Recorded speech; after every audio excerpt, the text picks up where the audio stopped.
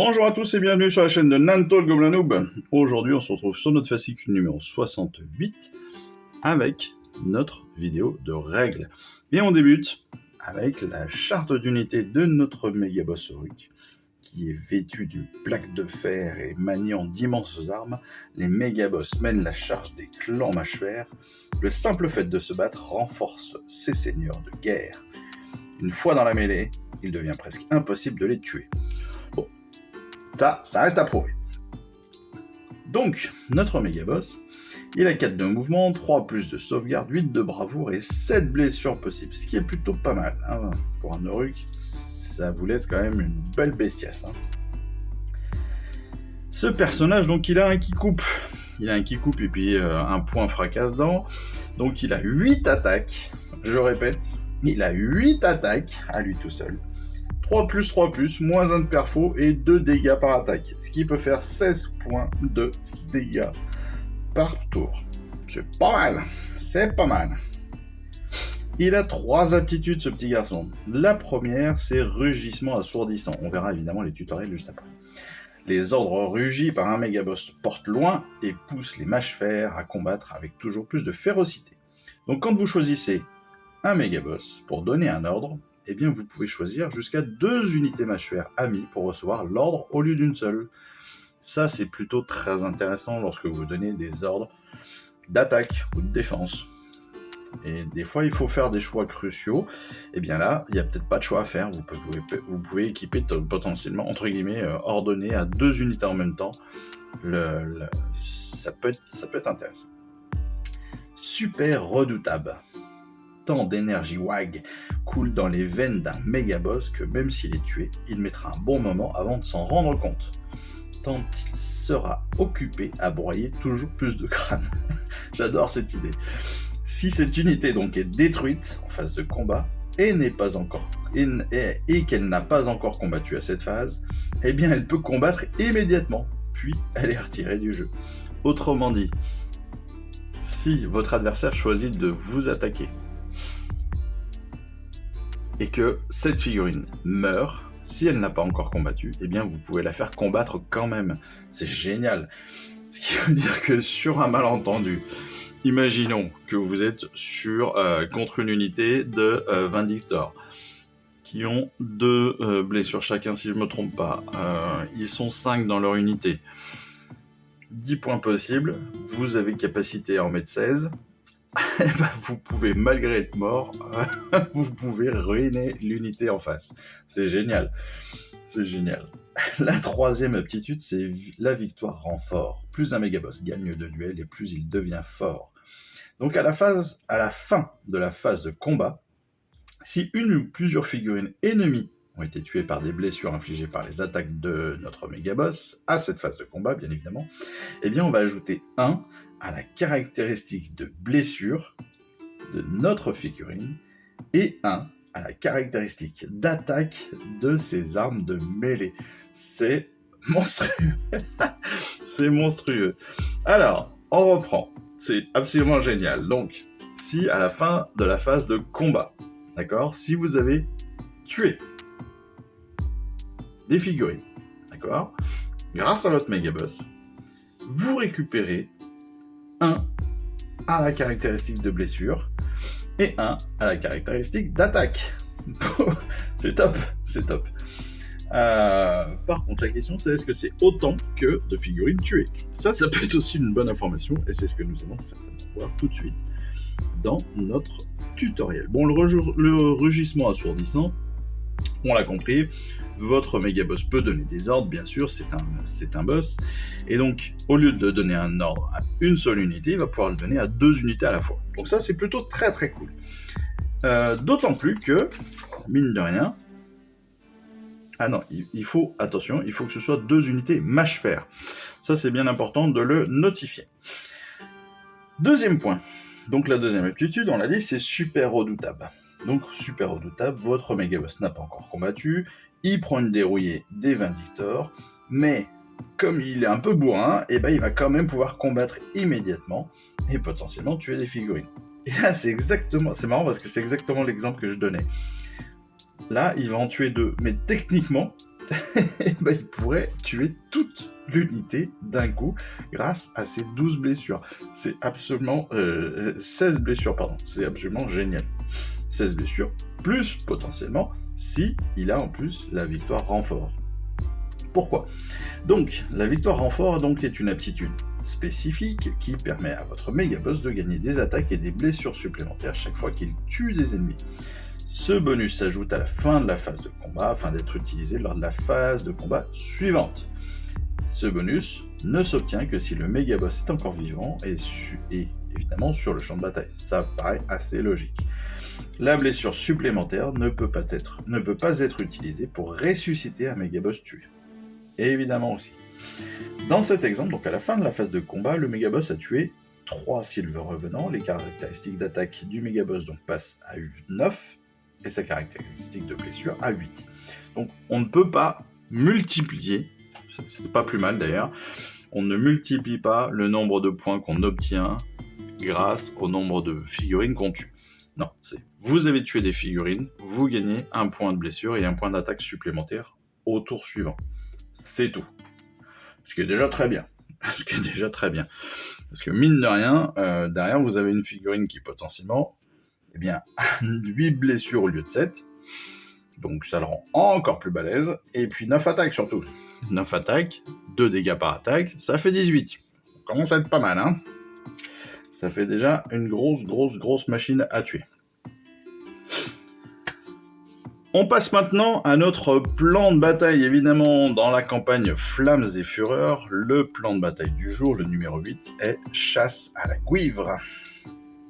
La Gouivre de feu est une créature effroyable qui n'engendre que la mort et la destruction.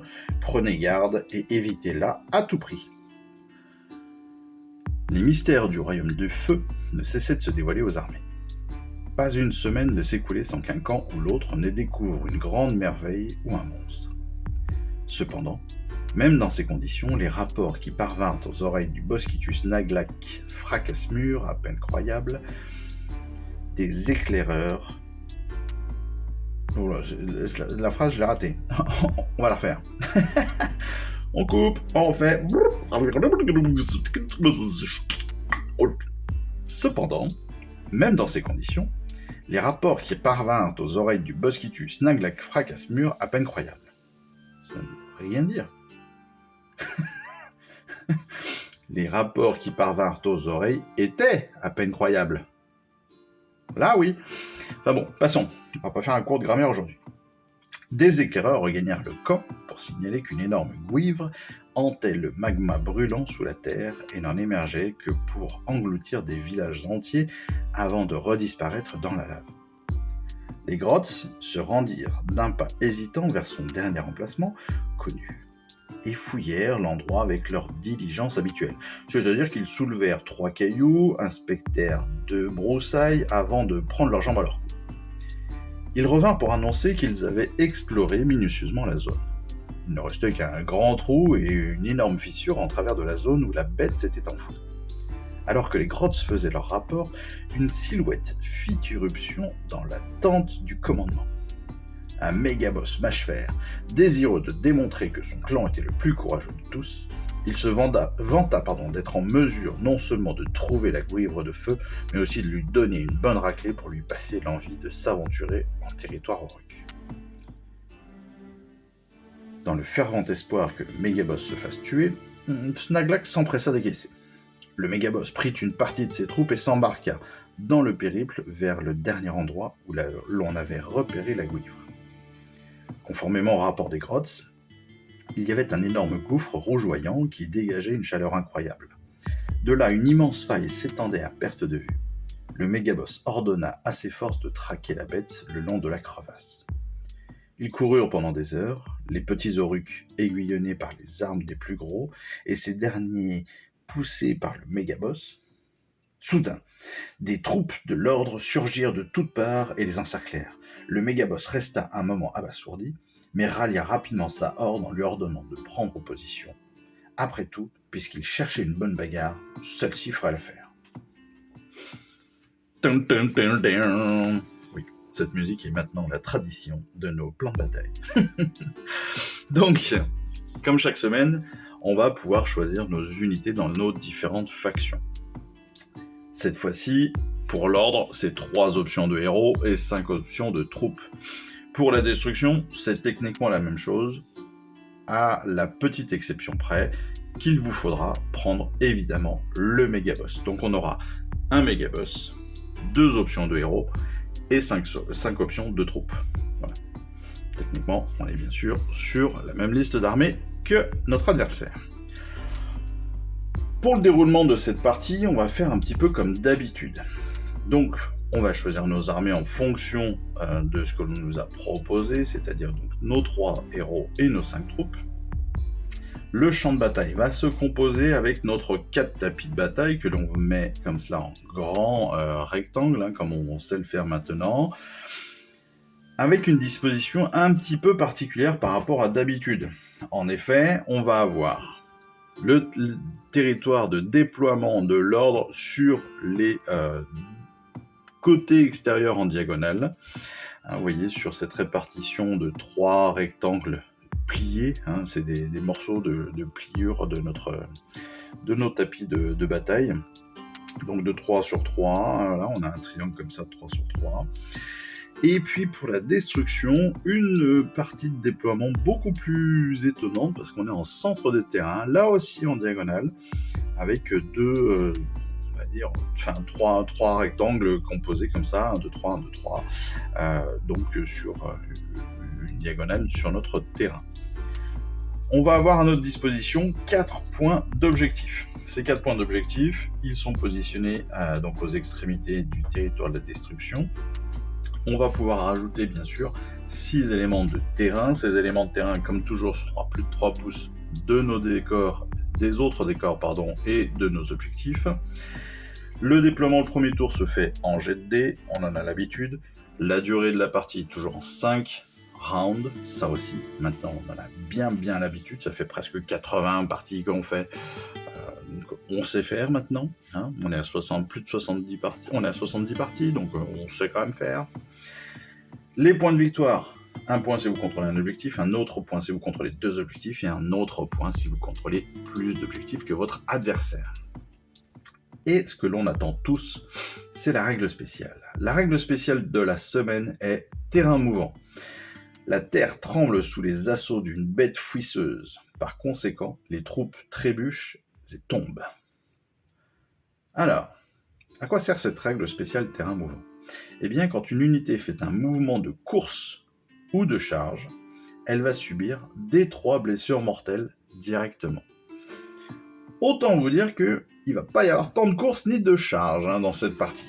Parce qu'on va y faire attention, parce que des 3 blessures mortelles, sur certaines unités, ça peut faire 3 personnages en moins.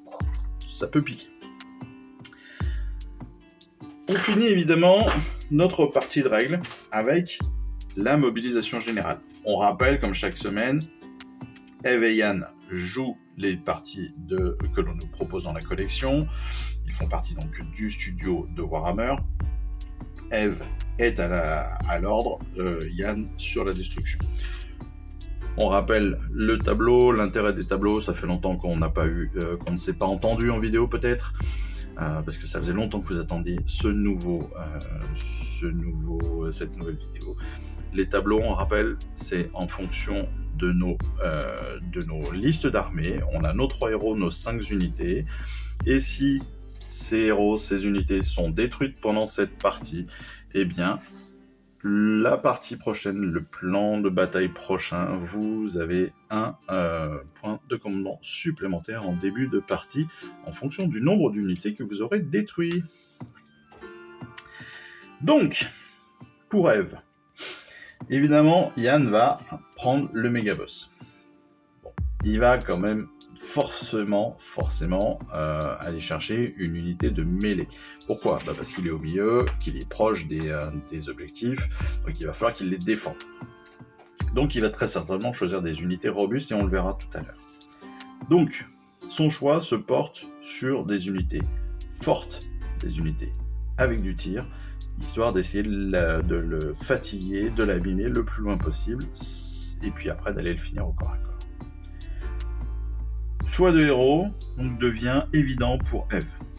D'abord le seigneur impérator avec son Griff Dog, le seigneur Aquilor, qui excelle à la fois en mêlée et en tir, et puis après elle hésite entre un sorcier et puis une autre unité. Au final, elle va prendre le chevalier Judicator. Pour ses troupes, elle va prendre la fiabilité des Praetors, unité très versatile qui lui permet donc de pouvoir être très bonne partout, un char foudroyeur pour ses attaques de tir entre autres, mais aussi pour faciliter ses déplacements, des Vigilors comme troupe d'élite de tir évidemment, et puis Vincitors, les Vincitors comme choix pour pouvoir aller au combat et pour être très très très forte au combat bien évidemment. Enfin, et pour son dernier choix, elle a hésité entre les Griff Dog, mais au final, elle va prendre des Vindictors du fait de l'intérêt à essayer d'aller bloquer l'ennemi et d'aller combattre toujours plus en rapproché, et d'aller se battre en mêlée avec les Oruks en particulier, parce que clairement, l'armée de Yann devrait tourner autour des Oruks.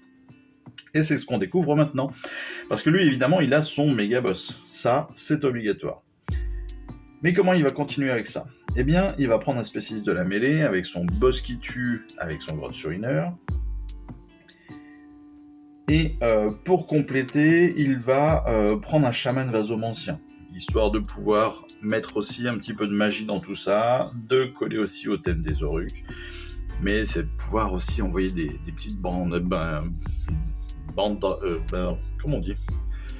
Ouais, enfin de pouvoir attaquer à distance quoi aussi. Ou de protéger à distance d'ailleurs. En choix de troupes, il va prendre déjà 2 unités de tir, des embrocheurs et son empaleuse. Ça va lui permettre de pouvoir se protéger aussi un petit peu de loin, de pouvoir attaquer rapidement les unités ennemies avant qu'elles ne se déplacent, ou en tout cas le plus loin possible. Ensuite, il va choisir les éventreurs. Pourquoi ? Parce que ça fait partie des unités les plus utiles quand on a des Oruks. C'est des unités assez faciles à jouer, plutôt polyvalentes, et qui sont quand même malgré tout assez résistantes, et qui sont en plus, entre guillemets, assez nombreuses, vu qu'elles sont une dizaine d'unités. Il va sortir son Slogot des Marais, parce qu'il le dit lui-même, ça fait un petit moment qu'il s'en est pas servi, il le regrette, donc il va sortir son Slogot des Marais, et puis ensuite il utilise 2 unités d'Obgrots, comme des troupes de mêlée, parce qu'en fait, on le rappelle, il en a une, et puis il récupère la deuxième gratuite. Donc ça c'est plutôt cool. Même si, les attaques de tir sont entre guillemets une option avec les Obgrots, c'est surtout pour le nombre qui va avoir un intérêt, parce qu'il a une vingtaine de figurines directement pour tenir un objectif. C'est toujours intéressant par rapport à des unités plus petites comme celle de Eve. Voilà. Maintenant, en termes de déroulé, on n'a pas vraiment de détails pour une fois. Quand on voit les différentes listes d'armées, moi j'aurais quand même tendance à donner un petit avantage à Eve. Pourquoi ? Parce que tout simplement, avec des attaques à distance hyper puissantes, mine de rien, des unités qui peuvent faire du corps à corps très facilement entre les Praetors, les Vigilors et les Vindictors, je pense quand même si elle est bien moins nombreuse en termes de population, je pense quand même que Eve a un certain pouvoir et une certaine aptitude à aller combattre avec pas mal de points, pas mal de blessures possibles, pas mal d'attaques, des attaques qui sont forcément plus puissantes que les attaques Oruks. Je pense que le combat sera compliqué, mais parce que évidemment les premiers points seront quasiment certainement à Yann. Je pense malgré tout que Eve au final va sortir son épingle du jeu, parce que sur la longueur, elle devrait normalement épuiser les Oruks et donc obtenir des points très facilement, à mon avis, sur les tours 3, 4, 5. 3, 4, 5, on est quasiment certain que Eve devrait prendre le dessus par rapport aux Oruks. Voilà. Donc ça, c'est un avis. On a très peu, pour une fois, on a assez peu de détails et de même de direction dans laquelle la bataille a pu se faire. Mais voilà, c'est mon avis en fonction des deux listes d'armées. Je pense que Eve, dans ce cas-là, a dû prendre l'avantage. En tout cas, c'est pas le plus important. Le plus important pour vous, ça va être de jouer cette partie. Ça va être aussi de découvrir évidemment ce méga boss et de pouvoir vous amuser avec. Encore une fois, profitez aussi des illustrations, que ce soit pour vos peintures ou même pour vous-même. Hein, ça permet de se donner aussi des idées. Regardez-moi ça, c'est quand même magnifique. Regardez-moi ça, c'est Zarbag. Il est là aussi très très beau. N'oubliez pas, bien sûr, toutes les illustrations peuvent être utiles pour vous donner aussi, encore une fois, des indices sur comment peindre, sur comment associer les couleurs, comment tenter des trucs. Donc voilà, j'espère que cette vidéo vous aura plu, j'espère que cette petite semaine de redécouverte de notre nouveau colis et donc de ce nouveau fascicule vous aura plu. On est bientôt malheureusement à la fin de notre collection, parce qu'il nous reste techniquement 2 mois. C'est ce que je vous avais dit depuis quelques semaines maintenant. Il nous reste en gros 2 colis, le 20 et le 21.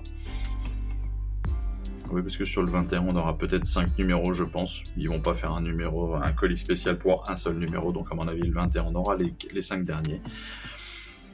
Donc voilà, c'est bientôt la fin. Donc, profitez-en, amusez-vous surtout. Et puis, encore une fois, merci à vous pour toute cette aventure.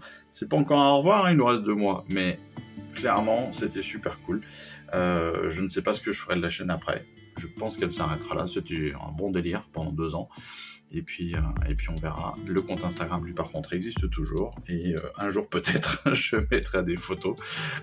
Mais c'est promis, hein, c'est prévu un jour. C'est sûr, hein, j'ai tout ce qu'il faut.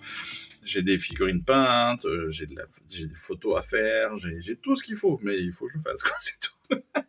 Enfin, voilà. Moi, en tout cas, pour l'instant, je vous souhaite à tous une excellente fin d'été. Je vous dis surtout à très très vite pour une prochaine vidéo. Et puis il me reste plus qu'à vous dire que je vous embrasse. Allez, ciao, bye bye, salut. Je vous remercie d'avoir suivi cette vidéo. Si ça vous a plu, abonnez-vous, lâchez un petit like et un commentaire et suivez-moi sur Instagram où je poste régulièrement des photos de mes dernières réalisations et dernières peintures. Et puis comme il est maintenant de tradition sur la chaîne, je vous souhaite une excellente fin de journée et surtout, lisez bien, collectionnez bien, assemblez bien, peignez bien et jouez bien. Allez, je vous embrasse et puis je vous dis à très vite. Allez, ciao, bye bye.